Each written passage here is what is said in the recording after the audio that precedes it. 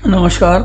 मैं डॉक्टर अशोक त्रिपाठी आपका स्वागत करता हूं आपके अपने channel history culture and research methodology में। मित्रों, लघु उत्तरीय प्रश्न और उनके उत्तर की श्रृंखला में आज तीसरा भाग इसका आपके सामने लेके उपस्थित हुआ हूं। इसमें मध्यकालीन भारत के इतिहास से कुछ प्रश्न हम ले रहे हैं। और बहुत सारे प्रश्न जो है वो यूपीएससी में और पीसीएस वगैरह के मेन एग्जाम्स के इतिहास के प्रश्न पत्र में पूछे जाते हैं और काफ़ी समय से पूछे जाते रहे हैं। तो इसलिए ऐसे ही कुछ प्रश्नों को मैंने नमूने के रूप में चुना है, जिससे आपको एक आइडिया हो जाएगी कि आप इस तरह के प्रश्न आते हैं तो उनका उत्तर आप कैसे देंगे। इसी तरह से बीए एमए वगैरह की परीक्षाओं में भी लघु उत्तरीय प्रश्न बहुत सारे विश्वविद्यालयों में पूछे जाते हैं, तो उनका उत्तर भी आप दे सकते हैं। तो इसके पहले की चर्चा शुरू करें, आप थोड़ा सा मेरी अपील पे ध्यान दीजिए। आप सब्सक्राइब कर लें चैनल को, जो लोग नए हैं, और साथ ही साथ जैसे मैं हर बार कहता हूँ, इस बार भी कह रहा हूँ कि आप सब्सक्राइब करें और साथ ही साथ अपने साथियों से भी सब्सक्राइब कराएं, उनके साथ शेयर करें। तो आइए चर्चा प्रारंभ करते हैं हम।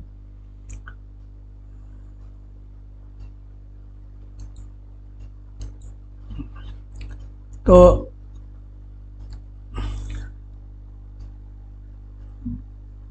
कुछ प्रश्न हमने लिए हैं, जैसे हमने 5 प्रश्न यहाँ पे लिए हैं जिनके ऊपर हम चर्चा करेंगे।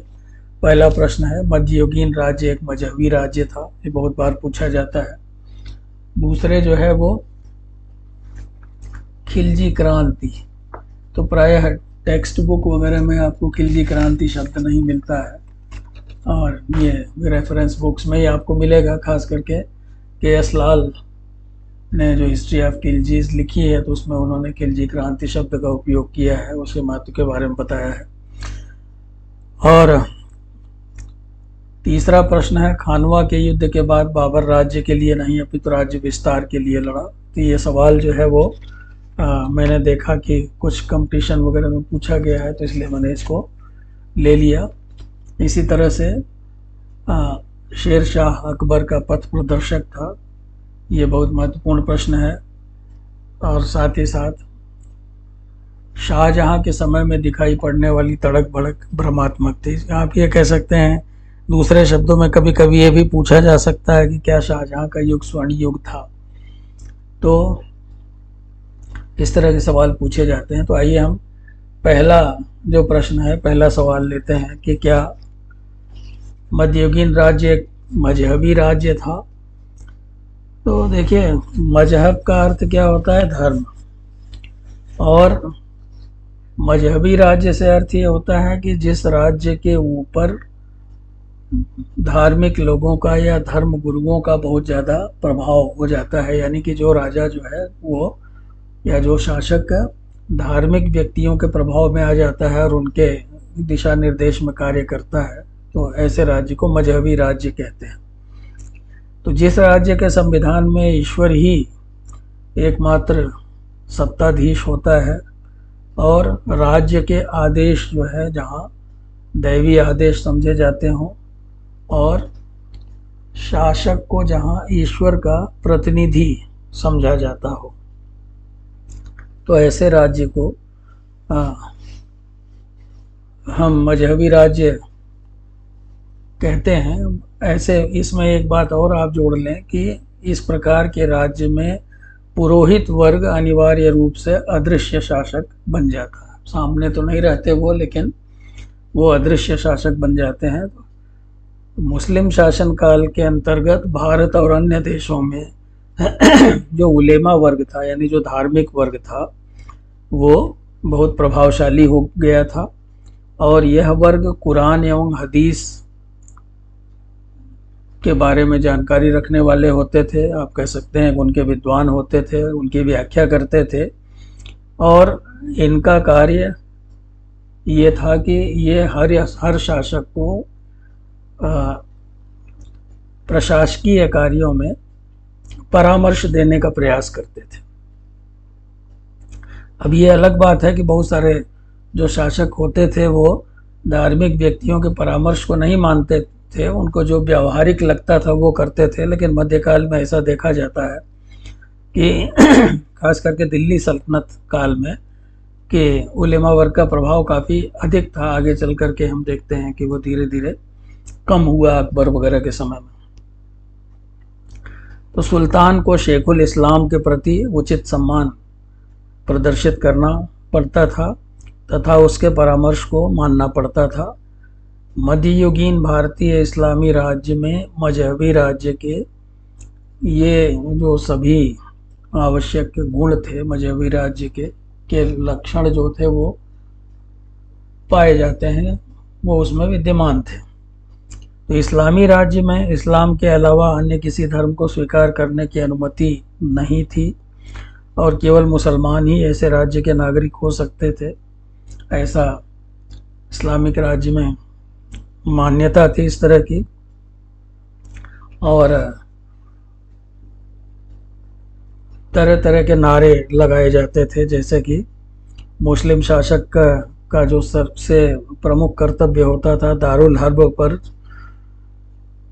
हर्ब को दारुल इस्लाम में परिवर्तित करना, और ऐसा वो जिहाद के माध्यम से, यानी जो काफिर हैं, यानी जो इस्लाम को मानने वाले नहीं हैं, उनके खिलाफ जिहाद करके दारुल हर्ब को दारुल इस्लाम में परिवर्तित करना, इस तरह के मजहबी शासकों का कर्तव्य होता था। तो दिल्ली सल्तनत की संपूर्ण अवधि में हिंदुओं को द्वितीय श्रेणी का नागरिक माना जाता था, उनको जिम्मी कहा जाता था और उनको जजिया कर देना पड़ता था अलग अलग दरों से, जिस तरह के मतलब जो आर्थिक हैसियत होती थी तो उस हिसाब से जजिया कर लगाया जाता था उनके ऊपर। कुछ लोगों को उससे छूट भी दी जाती थी। तो दिल्ली सल्तनत की पूरे दिल्ली सल्तनत में हम देख सकते हैं जो भी राजवंश थे उनमें हिंदुओं को द्वितीय श्रेणी का नागरिक समझा जाता था। आप ये देख सकते हैं जिस प्रकार से अकबर के दरबार में या यहाँ तक कि औरंगजेब के दरबार में, आगे चल कर के हम जहांगीर के दरबार में, शाहजहाँ के दरबार में देखते हैं कि हिंदू मनसबदार काफ़ी संख्या में वहाँ पे थे, उनको बड़े बड़े पद वगैरह दिए जाते थे। तो ऐसा दिल्ली सल्तनत में देखने को हमें नहीं मिलता। वहाँ हमें कोई इस तरह का छोटे छोटे गांव वगैरह में जो छोटे छोटे पद वगैरह थे, कूत मुकद्दम चौधरी उधरी टाइप के जो थे, वो भले वहाँ पे हिंदू कार्यरत हों, लेकिन बाकी जगह वो दरबार वगैरह में उनको कोई बड़ा पद नहीं था। तो सल्तनत काल में अलाउद्दीन खिलजी और उसके पुत्र कुतुबुद्दीन मुबारक शाह को छोड़कर अन्य सभी मुसलमानों ने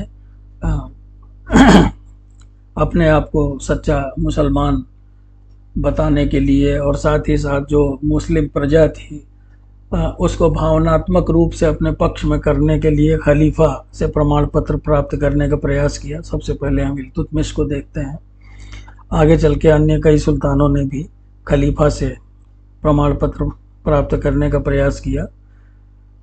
मुगलों ने बादशाह की उपाधि धारण की और खलीफा की अधीनता उन्होंने स्वीकार नहीं की। उस सारे संपूर्ण मध्य युग में हम ये देखते हैं कि अकबर के समय को छोड़ करके बाकी समय साम्राज्य का स्वरूप इस्लामी ही बना रहा, मजहबी ही बना रहा। साम्राज्य का स्वरूप तो अकबर के समय में भी इस्लामी था, किंतु उसके अतिरिक्त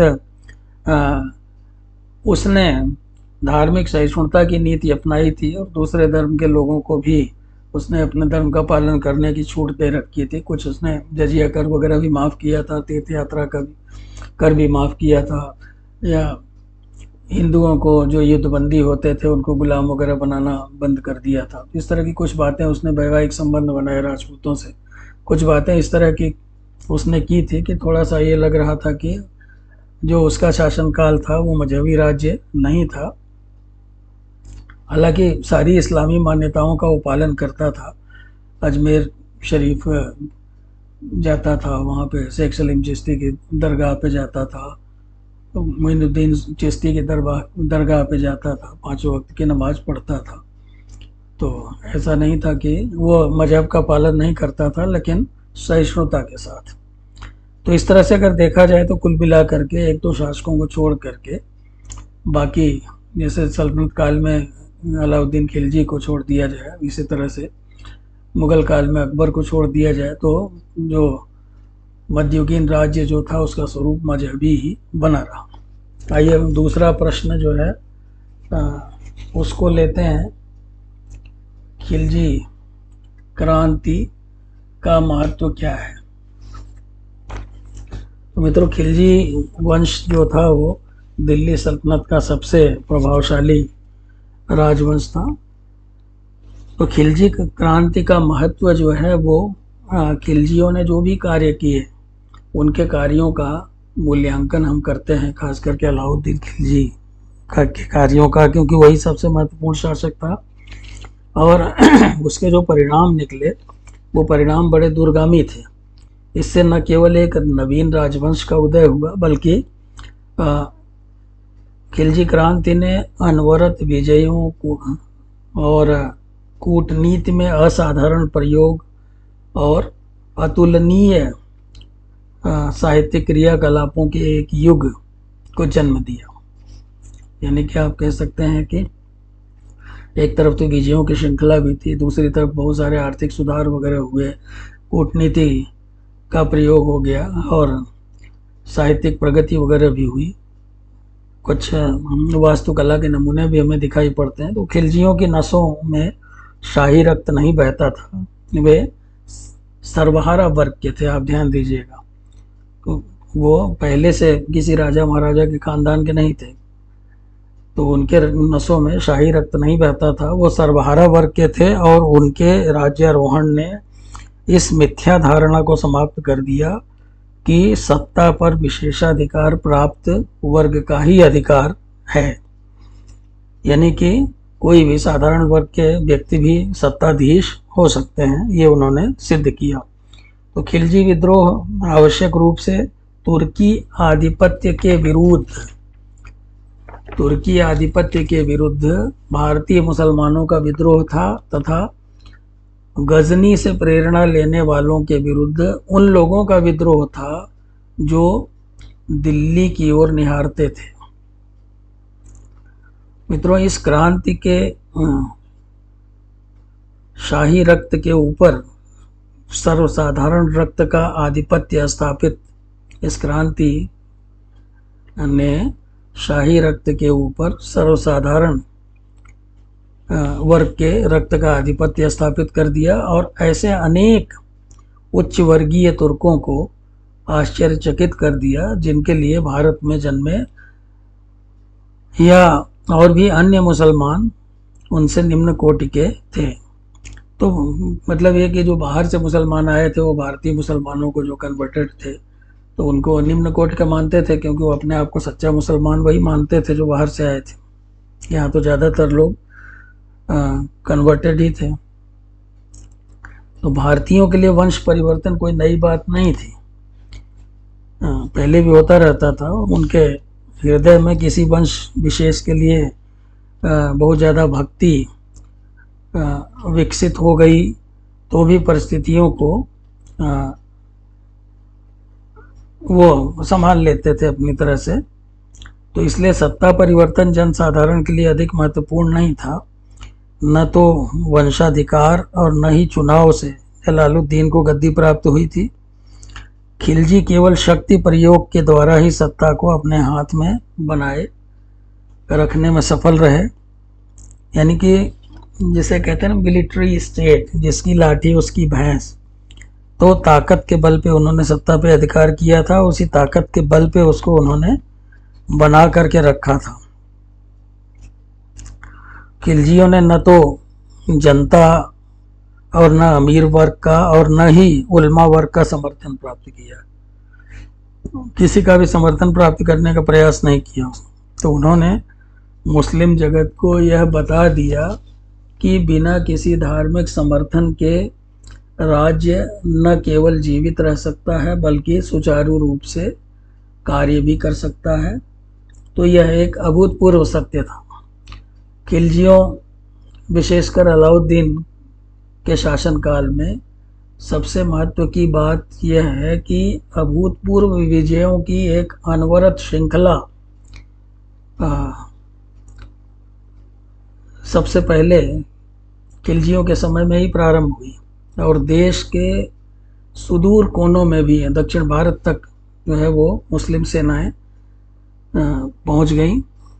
और उत्तर भारत हो चाहे दक्षिण भारत हो, तमाम स्वतंत्र राजाओं को उसने अपने अधीन किया अलाउद्दीन खिलजी ने। और बाह्य आक्रमणों पर भी उसने दृष्टि रखी, जो मंगोल आक्रमण वगैरह हो रहे थे उनका डट करके मुकाबला किया। तो यदि अलाउद्दीन त्वरित और कठोर उपायों का आश्रय न लेता तो भारत 2 शताब्दियों पूर्व ही मुगलों के हाथ में चला जाता। तो अलाउद्दीन के कुछ सुधार जो थे वो उस काल के अभूतपूर्व प्रयोग माने जाते थे।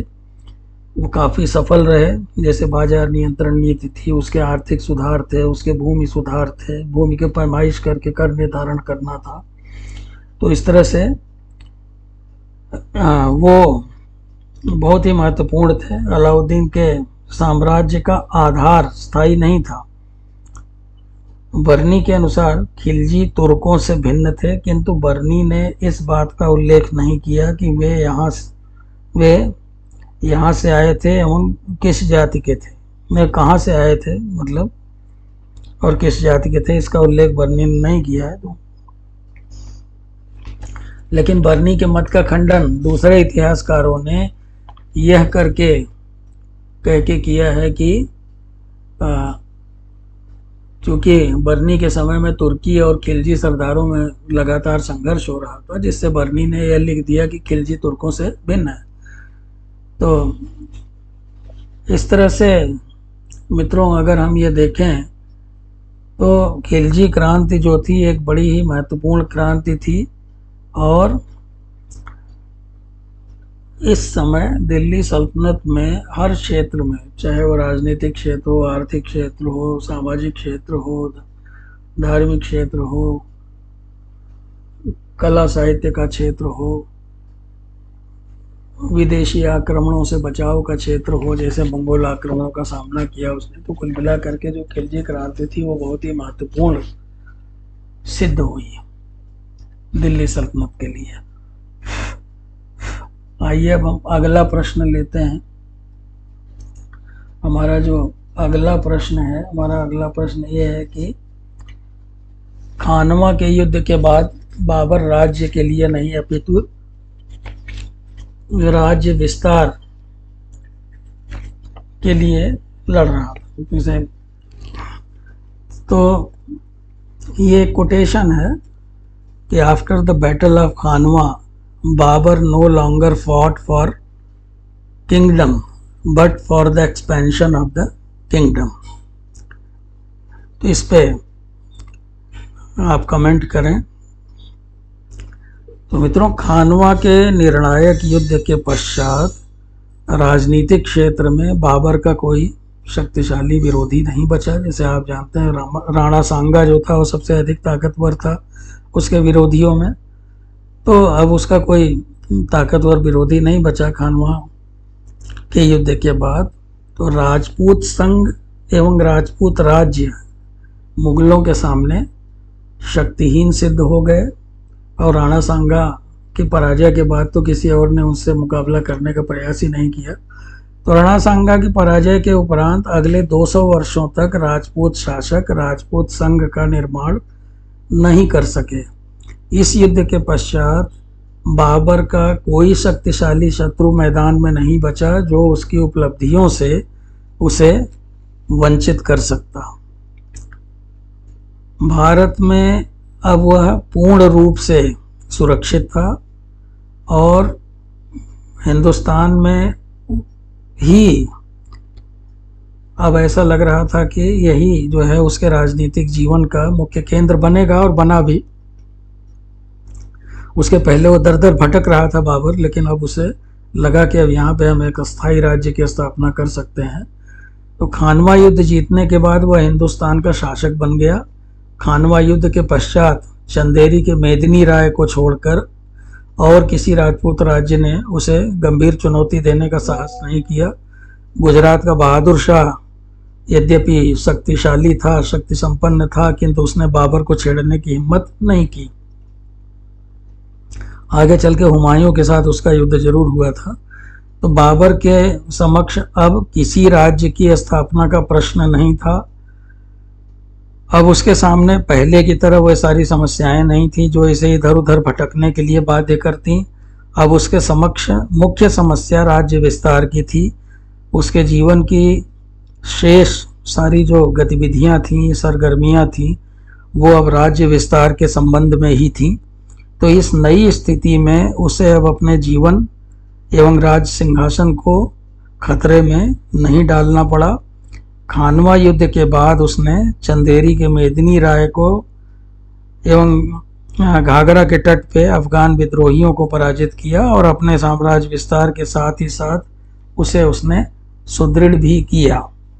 तो इस तरह से आपके समझ में आ गया होगा कि खानवा के युद्ध में विजय का क्या महत्व था। अब अगला जो हमारा प्रश्न है मित्रों वो ये है कि शेर शाह अकबर का पथ प्रदर्शक था। तो ये सवाल भी काफ़ी पूछा जाता है और इस पर बहुत चर्चा होती है, क्योंकि शेर शाह जैसा कि हम सभी जानते हैं कि एक बहुत ही अच्छा प्रशासक था, एक बहुत ही जाना माना प्रशासक था और निश्चित रूप से अकबर ने प्रशासन के बहुत सारे गुण शेर शाह से सीखे, या आप कह लीजिए कि शेर शाह के प्रशासन से उसने बहुत सारी बातें ली। तो कुछ इतिहासकारों का मानना है कि शेर शाह अकबर का पथ प्रदर्शक था और शासन प्रबंध के.आर. कानूनगो साहब ने पुस्तक लिखी है शेर शाह के ऊपर। तो उसमें जो है वो ये बात कहते हैं कि वो अकबर का पथ प्रदर्शक था। तो शासन प्रबंध की दृष्टि से शेर शाह को यह स्थान दिया जा सकता है, इसमें कोई दो राय नहीं। उसने एक अच्छा शासन प्रबंध स्थापित किया और एक प्रशासनिक व्यवस्था स्थापित की और अकबर के शासन की एक तरह से हम कह सकते हैं कि उसने बुनियाद रखी, आधारशिला रखी। तो शेर शाह की लगान व्यवस्था अकबर का मार्गदर्शक बनी, जबकि उसी के आधार पर अकबर ने 10 साला बंदोबस्त लागू किया। शेर शाह की धार्मिक सहिष्णुता की नीति का भी अनुसरण अकबर ने किया। अकबर ने इसे और ज़्यादा विकसित किया और हिंदुओं को अपनी तरफ मिलाने के लिए बहुत सारे प्रयास किए, उसने बहुत सारे कार्य किए। जजिया कर माफ़ किया, तीर्थ यात्रा कर माफ़ किया, राजपूतों से वैवाहिक संबंध बनाए, बड़े बड़े पदों पर दरबार में उनकी नियुक्ति की। तो इस तरह से और भी बहुत सारे अपने कार्यों से उन्हें धार्मिक स्वतंत्रता दी। तो इन सब कार्यों से उसने हिंदुओं को अपनी ओर मिलाने में सफलता प्राप्त की। तो ये प्रेरणा उसे शेर शाह से मिली थी। शेर शाह का सैनिक प्रबंध और सरदारों पर उसका नियंत्रण और एक स्थान से दूसरे स्थान पर स्थानांतरण, शेर शाह की न्याय व्यवस्था, उसकी प्रजाहित की भावना आदि सभी से अकबर प्रभावित था और अकबर ने उससे लाभ उठाया। शेर शाह के किसानों, व्यापारियों और जनहित के कार्यों को अकबर ने यथावत रूप से स्वीकार कर लिया। शेर शाह के द्वारा राजपूतों को हराकर अधीनता स्वीकार करवाने के बाद उनका राज्य उन्हें वापस करने की नीति का भी अकबर ने अनुसरण किया। अकबर ने भी शेर शाह की तरह राजपूतों के जो राज्य जीते वो उन्हें वापस कर दिए। इसी तरह यह कहना अधिक उचित होगा कि शेर शाह के कार्यों का अनुसरण करते हुए अकबर ने आवश्यकता अनुसार उनमें परिवर्तन भी किया और उन्हें और जिसे आप कह सकते हैं संवर्धित किया, उन्हें और अधिक इम्प्रूव किया और अधिक श्रेष्ठ बनाया। और डॉक्टर राम प्रसाद त्रिपाठी अपनी पुस्तक मुगल साम्राज्य का उत्थान और पतन में लिखते हैं कि यदि शेर शाह अधिक समय जीवित रहता तो वह अकबर से महान हो जाता। तो निस्संदेह दिल्ली के सुल्तानों में या बादशाहों में वह सर्वश्रेष्ठ था और एक अच्छा राजनीतिज्ञ था। शेर शाह एक अच्छा कूटनीतिज्ञ था और निश्चय ही उसने अकबर की उदार नीति का मार्ग प्रशस्त किया और सही अर्थ में उसका पथ प्रदर्शक बना।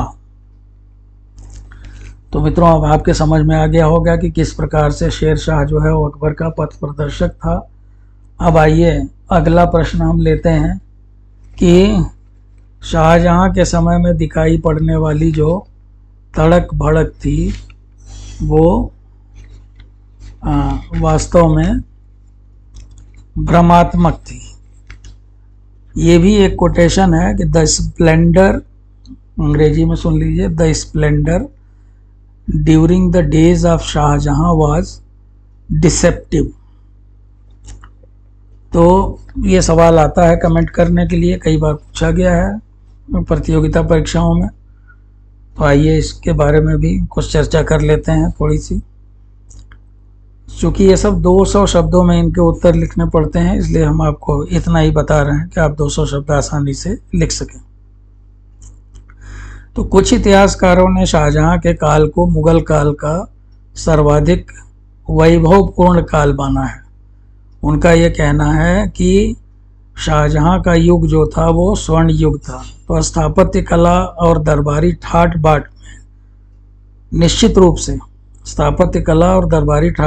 निश्चित रूप से शाहजहां का जो शासनकाल था वो बहुत ही वैभवपूर्ण था, बहुत ही तड़क भड़क वाला था, और जिसे आप कह सकते हैं कि आश्चर्यचकित करने वाला था तड़क भड़क में। परंतु यह वैभव एक छलना मात्र थी, यानी कि डिसेप्टिव था। जो है दिस स्प्लेंडर वाज डिसेप्टिव, एक छलना मात्र थी, और एक शासक तथा एक व्यक्ति दोनों ही रूपों में शाहजहां असफल रहा था। शाहजहां ने अपने वैभव के प्रदर्शन में जो धन व्यय किया उससे राजकोष खाली हो गया। आय के साधन सीमित थे और व्यय अधिक था। तो इसका असर मुगल अर्थव्यवस्था पर पड़ा। जागीरदारी एवं मनसबदारी व्यवस्था शाहजहां के काल में एक विषम चरण में आ चुके थे। इरफान हबीब के अनुसार जागीरदारी व्यवस्था के दोषों के कारण ही मुगल साम्राज्य का पतन हुआ। शाहजहां के विजय अभियान भी जो है असफल रहे। अब जैसे आप देखें उदाहरण के लिए कि मध्य एशिया को वो जीतने का जो उसकी महत्वाकांक्षा थी वो पूरी नहीं हो पाई, और इस अभियान में बहुत सारा धन अपव्यय हुआ, बहुत सारे सैनिक मारे गए। उसके दक्षिण अभियानों ने औरंगजेब को एक युद्ध की विरासत दे दी, क्योंकि शाहजहां के शासन के अंतिम चरण में ही दक्षिण से दोबारा संघर्ष प्रारंभ हुआ था। और इसी तरह से शाहजहां के समय में कंधार जो था वो मुगलों के हाथ से निकल गया। बार बार कंधार पे आक्रमण किए गए, दारा को भेजा गया, औरंगजेब को भेजा गया, लेकिन कंधार हाथ से निकल गया। तो उत्तरी पश्चिमी जो सीमांत प्रदेश था वो भी थोड़ा असुरक्षित हो गया। इसके अलावा जाटों, सिखों आदि की समस्या उसके समय में ही प्रारंभ हुई थी। तो कुल मिलाकर के उसके समय में जो शांति दिखाई पड़ती थी वह तूफान के आने का संकेत थी, और उसके काल का वैभव निश्चित रूप से एक छलना मात्र थी, भ्रमपूर्ण था। और यह बात निर्विवाद है कि ललित कलाओं की यदि बात की जाए तो ललित कलाओं, विशेष करके स्थापत्य कला की बात की जाए तो स्थापत्य कला की दृष्टि से उसका युग निश्चित रूप से स्वर्ण युग था। उसमें काफ़ी विकास हुआ, बहुत अच्छी अच्छी इमारतें बनी लेकिन अन्य क्षेत्रों में जैसा परिणाम वो चाहता था वैसा परिणाम उसको मिले नहीं। तो मित्रों, उम्मीद है कि ये पांचों प्रश्न जो आपकी परीक्षाओं में पूछे जा सकते हैं इनके बारे में आपको थोड़ा ज्ञान अवश्य हो गया होगा, थोड़ी जानकारी अवश्य हो गई होगी, आप इनका उत्तर लिखने में सक्षम होंगे। अब इसी तरह कुछ और प्रश्न लेके 1-2 दिन में आपके सामने उपस्थित होऊंगा। तब तक के लिए नमस्कार। आपका बहुत बहुत धन्यवाद। चैनल को लाइक करें और सब्सक्राइब अवश्य करें।